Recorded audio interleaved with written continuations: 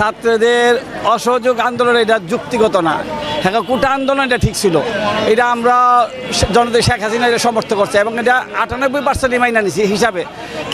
এরা যা চাইছে এরা চাইছে এর চেয়ে অনেক বেশি শেখ হাসিনা দিছে, কিন্তু এখন যারা করতেছে এরা তো অন্য দলের মানে যারা স্বাধীনতার বিরুদ্ধে শক্তি আছে ওদের মদতে এবং ওদের থেকে অর্থ নিয়ে আজকে দেখছেন পত্রিকার মধ্যে আসছে যে একজন ছাত্রনেতার কাছে 2 কোটি টাকা পাইছে এবং প্রত্যেকটা ছাত্র যারা করছে যারা দায়িত্বে আছে টাকা দিয়া তারপরে এই আন্দোলনটা হারা এটা এক দফা আন্দোলন করতে চাইতেছে, কিন্তু সম্পূর্ণ এটা অযৌক্তিক এবং এটা অবৈধ।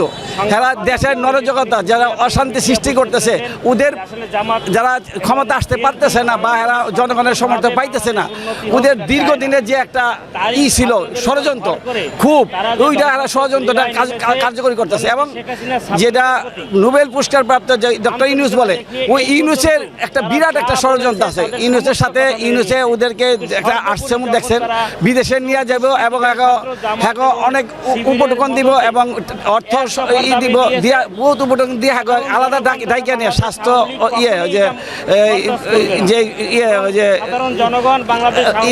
স্বাস্থ্য অধিদপ্তর না কি এটা বলে না সরি ওই যে হসপিটালের দায়িকা নিয়ে ওদেরকে গোপন মিটিং করছে। গোপন মিটিং করে ছাত্রদের যারা আজকাল দাবি কোটা আন্দোলন করছে ওই কোটা আন্দোলনকে ভর করে চাইছিল এরা করতে। তো ওইটা যদি শেখ হাসিনা বুঝা বলেছে শেখ হাসিনা দক্ষতার পরিচয় দিয়ে ওনাদের দাবি দাবার সব মাইনান যে মানে ওনারা আবার ষড়যন্ত্র করছে দেশে কীভাবে অরাজকতা সৃষ্টি করে সরকারকে একদম আন্দোলনে করবো।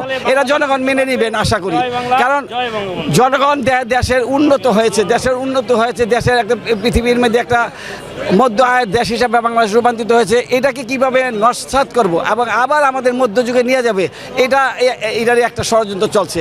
এই জন্য জনগণ রাজপথে আছে, ইনশাল্লাহ এটা সাকসেস হবেন আশা করি।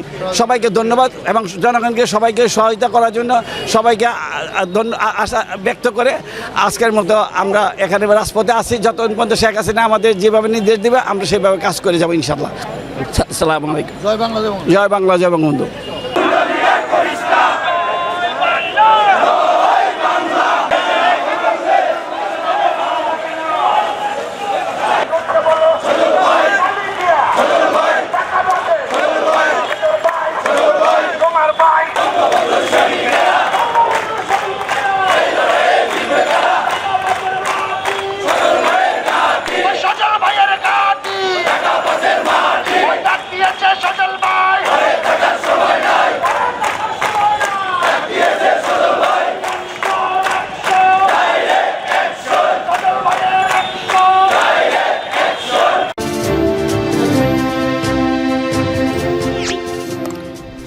সাবস্ক্রাইব করুন এবং বেল বাটনে ক্লিক করুন।